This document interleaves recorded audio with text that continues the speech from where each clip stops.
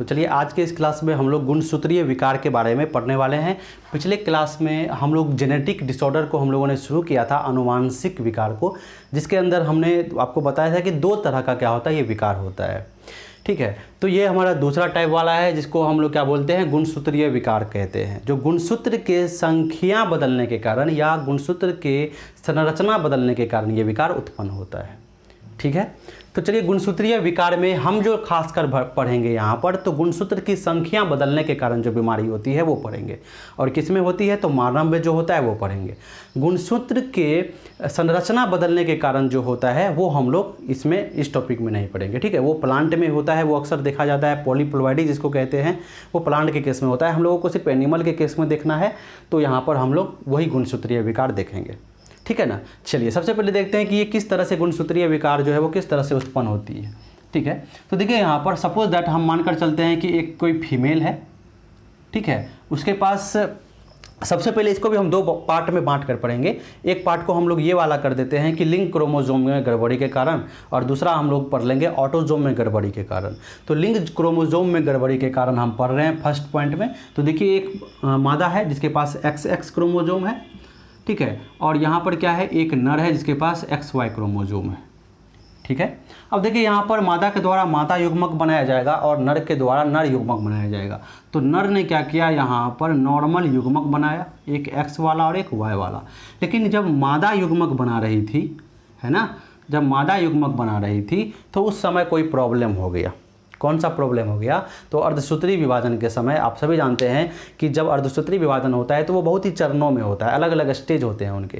तो इस स्टेज में क्या हो गया, कोई गड़बड़ी हो गया, जिसके कारण ये X और X क्रोमोसोम अलग नहीं हो पाए। हम सभी जानते हैं कि क्रोमोसोम कुछ इस तरह का होता है, और जब युग्मक का निर्माण होता है तो ये दोनों ही क्रोमोसोम क्या हो जाते हैं, अलग हो जाते हैं एक दूसरे से, है ना, अलग अलग युग्मक में आ जाते हैं। लेकिन यहाँ पर ऐसा नहीं हो पाया, यानी अर्धसूत्री विभाजन में कुछ गड़बड़ी हो गई। तो यहाँ पर क्या हो गया कि टोटल का टोटल X क्रोमोसोम ये एक ही युग्मक में आ गया, और दूसरा जो युग्मक था वो क्या हो गया, वो खाली रह गया, वो 0 रह गया। वो एक X को इसमें जाना चाहिए था लेकिन गया ही नहीं, वो इसी में आ गया।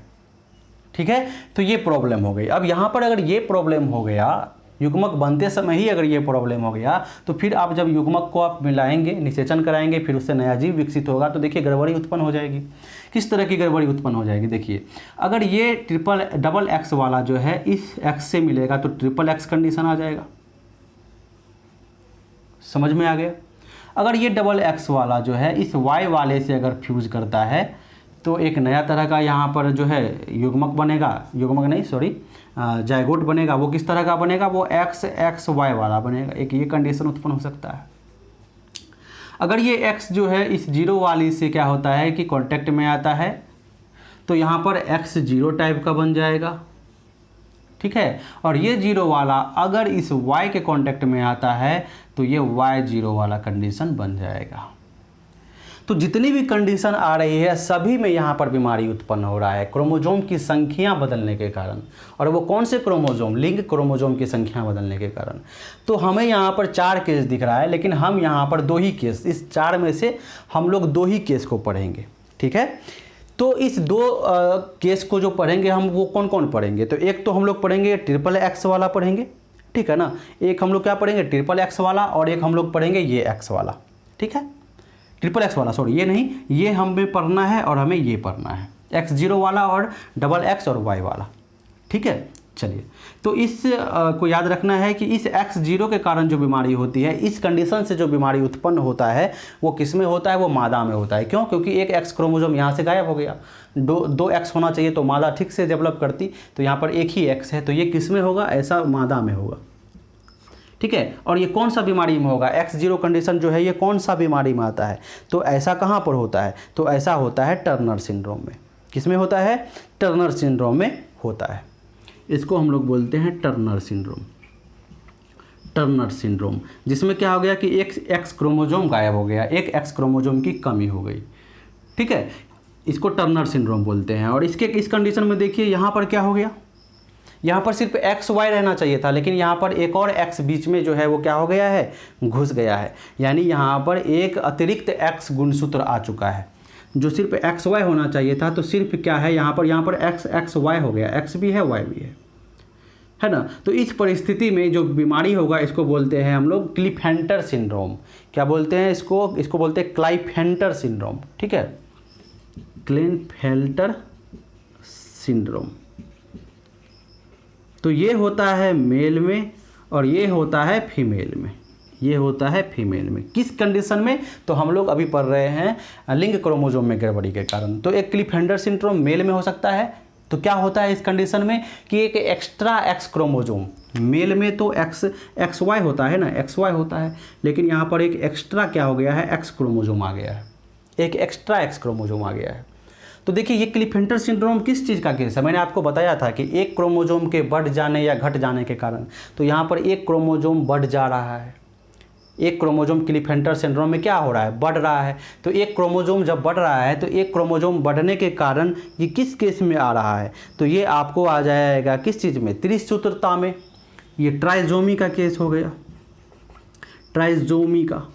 इसमें क्या हो रहा है, एक क्रोमोसोम बढ़ रहा है, यानी 2n वाला जीव था तो 2n + 46 था, लेकिन एक क्रोमोसोम बढ़ गया। और ये कौन सा क्रोमोसोम बढ़ गया, एक्स क्रोमोसोम। तो टोटल कितने क्रोमोसोम हो गए, 47 क्रोमोसोम हो गए। तो एक क्रोमोसोम बढ़ने के कारण इसमें क्या हो रहा है कि एक क्रोमोसोम क्या हो गया, कम हो गया। और एक क्रोमोसोम कम होना क्या कहलाता है, तो ये मोनोजोमी कहलाता है। मैंने आपको बताया था मोनोजोमी, एक क्रोमोसोम की संख्या क्या हो जाए, घट जाए। यानी 2n बराबर ये 46 थी, है ना। अब क्या हो गया, अब एक क्रोमोसोम जो है वो घट गया। कौन सा क्रोमोसोम, एक्स क्रोमोसोम। तो एक्स क्रोमोसोम एक बार बढ़ गया, एक बार घट गया। तो यहाँ पर घट गया तो टोटल 2n बराबर कितने क्रोमोसोम हो गए, 45 क्रोमोसोम हो गए। सेक्स क्रोमोसोम गायब हो गया, एक्स क्रोमोसोम यहाँ पर ज़्यादा आ गया, ठीक है। तो इसको बोलते हैं क्लिफेंटर सिंड्रोम और इसको बोलते हैं टर्नर सिंड्रोम। समझ में आ गई बात। तो देखिए यहाँ पर क्लिफेंटर सिंड्रोम जो है वो ट्राइजोमी का एक उदाहरण है और टर्नर सिंड्रोम जो है वो मोनोजोमी का एक उदाहरण है। टर्नर सिंड्रोम फीमेल में होता है, क्लिफेंटर सिंड्रोम मेल में होता है। समझ में आ गई एक बात। यहाँ पर 47 क्रोमोसोम हो जाएगा, यहाँ पर 45 क्रोमोसोम हो जाएगा। अब देखिए यहाँ पर जो लक्षण होगा वो कैसे पहचाना जाएगा कि कब कौन सी बीमारी हुई है। तो सिंपल सी बात है, यहाँ पर एक एक्स क्रोमोसोम कम हो गया, तो दोनों एक्स क्रोमोसोम नहीं है, एक एक्स क्रोमोसोम कम हो गया। इसका कहने का मतलब ये है, इसका मतलब ये है कि फीमेल में फीमेल का पूरा कैरेक्टर, मादा का पूरा कैरेक्टर ठीक तरीके से नहीं आ पाएगा। और यहाँ पर ये मेल है तो यहाँ पर क्या होगा कि इस मेल में फीमेल का कैरेक्टर आ जाएगा, क्योंकि एक एक्स क्रोमोसोम आ गया है। तो यहाँ पर मेल में कुछ फीमेल के कैरेक्टर आ जाते हैं क्लिफेंटर सिंड्रोम में। और टर्नर सिंड्रोम में क्या होता है कि फीमेल में पूरा फीमेल का कैरेक्टर नहीं आ पाता है, गुण नहीं आ पाता है, ठीक है। तो इस चीज़ को क्या करना है, आपको समझ लेना है। तो देखिए देख लेते हैं क्लिफेंटर सिंड्रोम के बारे में थोड़ा सा अलग से देख लेते हैं हम लोग, ठीक है। क्लिफेंटर सिंड्रोम के बारे में तो जो बेसिक बातें हैं वो आप यहाँ से याद रखेंगे। लक्षण क्या होता है, तो देखिए क्लिफेंटर सिंड्रोम किस में होता है, तो मेल में होता है। तो यहाँ पर एक लक्षण जो दिखता है वो दिखता है गायनिकोमेस्टीज की, ठीक है। ठीक है, इसको देखिए ठीक से,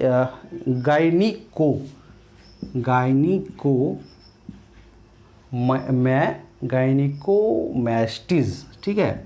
नाम थोड़ा सा जो है वो खतरनाक है। गायनिकोमेस्टीज का मतलब क्या है, इसका मतलब है ब्रेस्ट का डेवलपमेंट, ठीक है। मेल में क्या हो जाएगा कि स्तन जो है वो विकसित होने लगेंगे, ब्रेस्ट जो है वो कुछ ज़्यादा ही डेवलप होने लगेगा मेल में, जो कि नहीं होना चाहिए, ठीक है। इसके साथ ही गायनिकोमेस्टीज हो जाएगा, कहने का मतलब कि मेल में क्या हो जाएगा, नर में क्या हो जाएगा कि ब्रेस्ट का जो है डेवलपमेंट होने लगेगा, ठीक है। इसके साथ ही क्या होगा कि जो नर जनन तंत्र हैं वो ठीक से विकसित नहीं हो पाएंगे। नर जनन तंत्र के जो कुछ भाग हैं वो ठीक से विकसित नहीं हो पाएंगे, जैसे शीशन ठीक से विकसित नहीं हो पाएगा, जैसे वृषण ठीक से विकसित नहीं हो पाएगा। अब इसके कारण क्या होगा कि युग्मक नहीं बना पाएगा, ये है ना, ये नर युग्मक नहीं बना पाएगा। और यदि नर युग्मक ये मेल जो है नहीं बना पा रहा है तो ये कैसा होगा, ये स्टेराइल मेल होगा। ये जो मेल होगा वो कैसा होगा, स्टेराइल होगा, मतलब बांझपन होगा, ठीक है। मतलब ये मेल जिसको क्लिफेंटर सिंड्रोम है ये बच्चे पैदा नहीं कर पाएंगे। समझ में आ गई बात। अब चलिए टर्नर सिंड्रोम की बात करते हैं। टर्नर सिंड्रोम फीमेल में होने वाली एक बीमारी है जिसमें एक्स क्रोमोसोम में की कमी आ जाती है। ये मोनोजोमी का एक उदाहरण है जिसमें क्रोमोसोम की संख्या 45 ही बचती है। इसके अलावा एक्स क्रोमोसोम में एक कम है तो जो इस बीमारी को क्या बोलते हैं हम लोग, टर्नर सिंड्रोम बोलते हैं। क्या बोलते हैं, टर्नर सिंड्रोम। तो इस बीमारी के केस में देखिए क्या हो रहा है कि एक एक्स क्रोमोजोम के कारण तो मादाओं का क्या होता है, गुण विकसित होता है। तो एक एक्स क्रोमोजोम कम है तो यहाँ पर क्या होगा कि मादाओं का जो गुण है वो ठीक से विकसित नहीं हो पाएगा। क्या क्या हो सकता है, तो इसके कारण जो अंडाशय है वो ठीक से विकसित नहीं होगा। ठीक है, जो अंडाशय है, अंडाशय ठीक से विकसित नहीं होगा, ठीक से विकसित नहीं होगा अंडाशय। ठीक है, अब देखो अंडाशय ठीक से विकसित जब नहीं होगा, जब ओवरी जब ठीक से विकसित नहीं होगा तो अंडा नहीं बनेगा। ठीक है, अंडा नहीं बनेगा यानी कि फीमेल गैमेट नहीं बनेगा। और जब फीमेल गैमेट जब फीमेल नहीं बना पाएगी तो फीमेल कैसी हो जाएगी, स्टेराइल हो जाएगी, बच्चे पैदा नहीं कर सकती है। ठीक है, तो स्टेराइल कहने का मतलब क्या चीज़ है, स्टेराइल कहने का मतलब बांझपन आ जाएगा फीमेल में, उस फीमेल में जिसमें क्या है टर्नर सिंड्रोम है। समझ में आ गई। इसके बाद आप सब ये भी जानते हैं कि इस अंडाशय के द्वारा, ओवरी के द्वारा कुछ हार्मोन निकाले जाते हैं, बहुत सारे हार्मोन, जैसे एस्ट्रोजन निकाला जाता है इसके द्वारा, प्रोजेस्टेरोन निकाला जाता है इसके द्वारा। तो ये सब हार्मोन ठीक से नहीं निकल पाएंगे क्योंकि अंडाशय ठीक से विकसित नहीं हुआ है, तो ये हार्मोन नहीं निकलेगा। और जब ये हार्मोन नहीं निकलेगा तो जो मेंस्ट्रुअल साइकिल चलता है, मादाओं में जो मेंस्ट्रुअल साइकिल होती है वो इसी हार्मोन के बदलाव के कारण होता है। तो यहाँ पर हम बोल सकते हैं कि मेंस्ट्रुअल साइकिल नहीं चलेगा, मेंस्ट्रुअल साइकिल नहीं चलेगा। यानी कि मेंस्ट्रुअल साइकिल का मतलब हम लोग क्या समझते हैं, तो आर्तव चक्र जो है वो, जो आर्तव चक्र है वो नहीं चलेगा, आर्तव चक्र जो है वो नहीं चलेगा। ठीक है, समझ में आ गई ये बात। तो इसके साथ ही ये सब चीज़ आपको याद रखना है। और एस्ट्रोजन और प्रोजेस्टेरोन और भी गुणों को प्रदर्शित करते हैं, द्वितीयक सेकेंडरी सेक्सुअल कैरेक्टर को भी ये प्रदर्शित करते हैं, है ना। तो सेकेंडरी सेक्सुअल कैरेक्टर भी जो है वो फीमेल में ठीक से विकसित नहीं हो पाएगी, यानी द्वितीयक लैंगिक लक्षण भी ठीक से नज़र नहीं आएंगे। तो ये हमारा हो गया गुणसूत्रीय विकार में जो एक्स क्रोमोजोम से और वाई क्रोमोजोम से जुड़ी हुई बीमारी थी, क्लाइफेंटर सिंड्रोम और टर्नर सिंड्रोम। क्यों होता है, तो ये वाला कंडीशन है, एक में एक्स क्रोमोजोम अधिक हो जाता है, एक में एक्स क्रोमोजोम गायब हो जाता है, एक में 47 हो जाता है, एक में 45 हो जाता है। ये मेल में होता है, ये फीमेल में होता है। ठीक है, ये ट्राइजोमी का एग्जाम्पल है, ये मोनोजोमी का एग्जाम्पल है।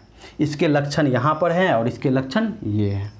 तो आपको ये बात समझ में आ गई होगी। चलिए अब एक और डिजीज़ है, एक और इसी तरह का सिंड्रोम है जिसको डाउन सिंड्रोम हम लोग बोलते हैं। तो वो डाउन सिंड्रोम हम लोग इसके कारण नहीं होता है, वो सेक्स क्रोमोजोम के कारण नहीं होता है, वो ऑटोजोम में गड़बड़ी के कारण होता है। ठीक है, तो चलिए आप इसको देख लीजिए, नोट कर लीजिए, चलते हैं हम लोग आगे। देखो डाउन सिंड्रोम क्या है। ठीक है, डाउन सिंड्रोम को हम लोग समझते हैं।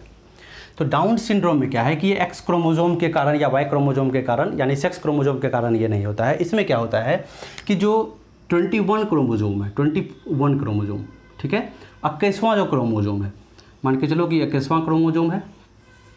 ठीक है, इसमें एक्स और वाई की बात नहीं होगी, ये 21वां क्रोमोजोम है, होमोलोगस क्रोमोजोम है। एक जो है वो नर की तरफ से, एक मादा की तरफ से आया है। ठीक है, तो 21 क्रोमोजोम है। अब क्या होगा कि इस 21 क्रोमोजोम का एक एक्स्ट्रा कॉपी जो है वो आ जाएगा। ठीक है, 21 क्रोमोजोम का एक एक्स्ट्रा कॉपी जो है यहाँ पर क्या हो जाएगा, आ जाएगा। ठीक है, एक अतिरिक्त प्रतिलिपि आ जाएगी, किसकी, तो इस ऑटोजोम की, 21वें गुणसूत्र की। ठीक है, 21वें गुणसूत्र की। तो बताओ यहाँ पर क्या हो जाएगा, तो यहाँ पर 3 क्रोमोजोम, ये क्या हो गया, ये ट्राइजोमी वाला कंडीशन हो गया, ये ट्राइजोमी वाला कंडीशन हो गया। यानी यहाँ पर भी 47 क्रोमोजोम दिखेंगे, है ना, 47 क्रोमोजोम आ जाएगा। ठीक है, ये मेल और फीमेल दोनों में हो सकता है क्योंकि ये सेक्सुअल प्रोसेस से कोई मतलब नहीं है इसको। मेल में चला गया तो मेल में हो जाएगा, फीमेल में चला गया तो फीमेल में हो जाएगा। ठीक है, तो ये ट्राइजोमी हो गया, यहाँ पर 47 क्रोमोजोम हो गए, यानी 21वें क्रोमोजोम का एक कॉपी क्या हो गया, एक्स्ट्रा आ गया। समझ में आ गई ये बात। तो इसी के कारण क्या होता है, इसी के कारण टर्नर सिंड्रोम होता है। सबसे पहले इस डिजीज़ के बारे में जिन्होंने पता लगाया था उस वैज्ञानिक का नाम है लैंगडम डाउन। क्या नाम है, लैंगडम डाउन। ठीक है, कब पता लगाया गया था, तो 1866 ईस्वी में। ठीक है, 1866 ईस्वी में। तो इन्हीं के नाम पर इस बीमारी का नाम डाउन सिंड्रोम रखा गया। 21वें क्रोमोजोम का क्या हो जाना, एक्स्ट्रा कॉपी आ जाना। समझ में आ गई ये बात। चलो, तो ये हमारा क्या हो गया, ये हमारा जो है मेल का, फीमेल का हो गया ये कैरेक्टर। मेल और फीमेल दोनों में, मेल और फीमेल दोनों में हो सकता है, तो ये ट्राइजोमी उत्पन्न हो गया। ठीक है, तो ये भी ट्राइजोमी का एक उदाहरण है जिसमें एक क्रोमोजोम बढ़ रहा है, लेकिन कौन सा क्रोमोजोम, तो ये ऑटोजोम बढ़ रहा है। अब देखो इस बीमारी में होने वाले जो कुछ सामान्य लक्षण हैं इसको हम थोड़ा सा देख लेते हैं। देखिए इस बीमारी के जो लक्षण है वो कौन कौन से हैं। तो इस बीमारी में क्या होता है कि जो मानसिक दुर्बलता जो है वो मानसिक दुर्बलता आ जाती है, यानी मानसिक विकास ठीक से नहीं हो पाता है, यानी मानसिक विकास अवरुद्ध रहता है। इस परिस्थिति में जो मानसिक विकास होता है, मानसिक विकास अवरुद्ध रहता है। ठीक है, अवरुद्ध रहता है, मानसिक विकास जो है वो अवरुद्ध रहता है। इसके अलावा जो मुंह जो है ना, जिसको डाउन सिंड्रोम रहता है, उसका मुंह जो है वो आधा खुला हुआ रहता है, मुंह पूरी तरीके से बंद नहीं रहता है। तो हम कह सकते हैं कि मुंह